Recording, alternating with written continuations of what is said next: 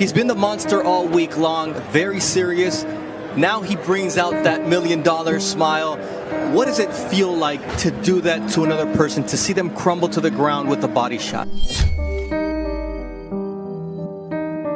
Dumating na sa punto na ang mga natitirang kampyon ay handang isuguan ang lahat. Walang ibang hakbang kundi pag-umpugin ng dalawa para makumpleto ang apat. Isang dominanteng boksingero kontra sa isang Pinoy na ginulat ang mundo. Dito malalaman kung tinatablan ba ng bangungot itong monster ng Japan. May tsansa kaya ang Pinoy kahit heavy underdog sa magiging bakbakan? Ibang tapalis yung nasa harap niya, hindi yung inaasahan nila. O papagapangin lang ng Hapon tulad ng mga ginawa niya sa mga nagdaang laban? Body shot again! Bago natin simulan, isang 1-2 combination muna sa like and subscribe button para lagi kang updated sa mga kaabang-abang na bakbakan. The Monster versus the Nightmare. Ang Monster hindi matutulog, pwede siyang manalo, pero pag matutulog siya, lagot siya sa akin. Ito na naman tayo, Pilipinas kontra Japan, ang dalawang bansang magtatagisan. Pinas ay nabobokyaman, ngunit tayo'y umaasa pa rin na babaliktad ang sitwasyon. Nasaan na nga ba ang mga naipunlang bunga nitong alamat na nagtaguyod ng boxing sa Pinas? Kahit ang mga bagong usbong natin ay kinakapos sa pandaigdigang tagisan. Parehong challenger lang nitong 2023, subalit parehong inuwi ang mga kampyonato. Ang pinagkaiba lang ay walang naiwang kwestiyon dahil sa ginawa ng Hapon kay Stephen Fulton. We're in orbit, spinning like the reels on a fruit machine when that right hand landed. There's the jab, there's the right hand, and everything was short-circuited. Ganun pa man ay walang nag-akala sa Pinoy na kayang i-dethroned ang undefeated na kampyon. Sobrang taas ng kumpiyansa dahil alam niya na ito ang kanyang bigating taon. Sipag lang po, sipag sa training, tsaka tiyaga, tsaka sakripisyo talaga sa lahat. Maging kauna-unang undisputed sa Pinas ngayong 4-belt era, history yan in the making. Ngunit bukang bibig ng karamihan, kahit nga mga kapwa Pinoy, ay bodybag lang kung ikukumpara sa monster ng Japan.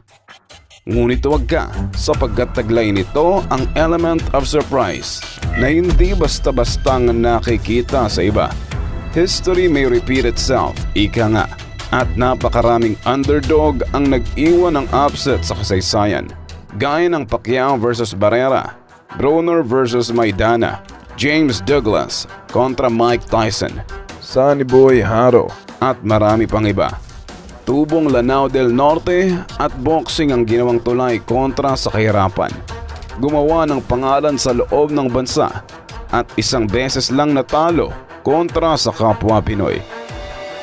Nagkaroon ng world title shot way back 2016 kontra kay Soro Singyo ng Thailand. Umiskor ng knockout sa isang dikdikan na laban at nasungkit ang WBO Bantamweight title.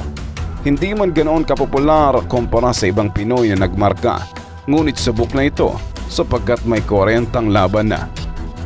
Ang inakala nilang typical Pinoy boxer lang to, subalit ang galawan ay mahirap basahin. Slick and jab at pagkontrol sa distansya ang pangunahing opensa. Mala Mayweather na may shoulder roll naman ang depensa.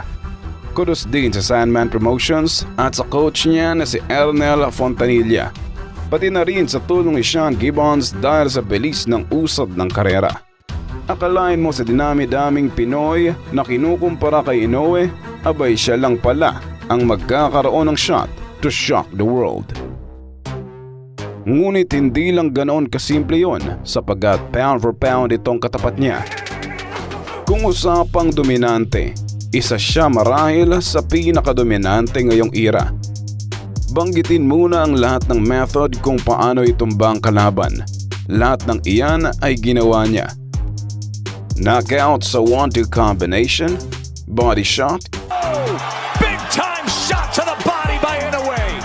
Isang complete at next level fighter dahil top notch ang speed at power. Well, those questions have been answered in the most electrifying fashion because the man nicknamed the Monster has just produced another devastating display of precise, powerful punching. Si Inoue ang perpektong definisyon ng isang sharp at explosive fighter dahil prime niya at may reflexes na ibang level. Pagkatapos walisin ng bantamweight ay hangad niyang maging undisputed rin sa super bantamweight. Take note, kung magagawa niya yan this year, abay back-to-back undisputed sa dalawang magkasunod na taon. Grabe yun.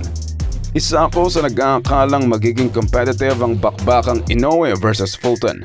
Ngunit dinispat siya ng ganun-ganun lang. Sigaw ng mga fans, Monster ng Japan versus Tank Davis. Saka na muna yan.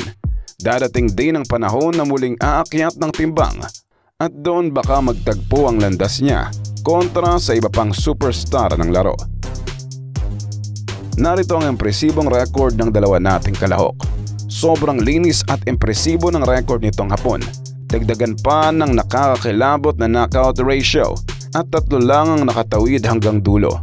Kung titignan, gaibla lang ang lamang sa height at reach. Ngunit napakalaking bagay niyan sa ganyang antas ng tagisan.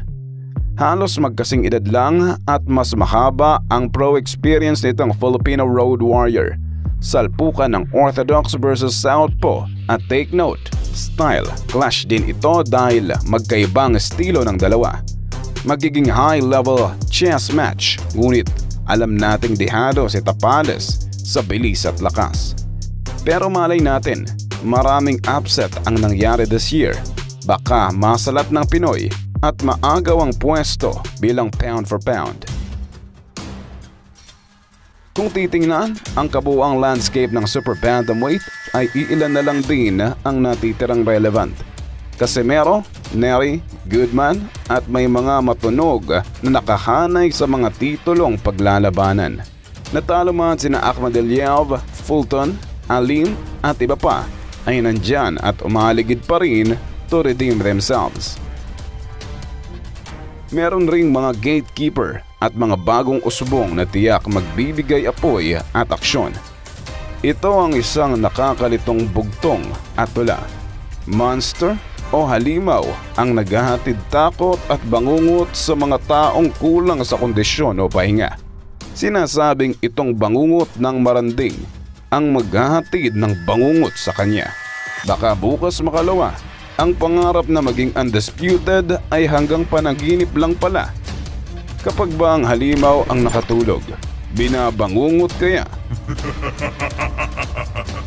Easy work lang ba sapo na para bang alay lang sa hari ang dalawang titulo? O magugulat si Inoue sa kakaibang ipapamalas ng Pinoy sa gabi ng pagtutuos? Ang 2023 ay talagang year of boxing sa daming sorpresa at pasabog.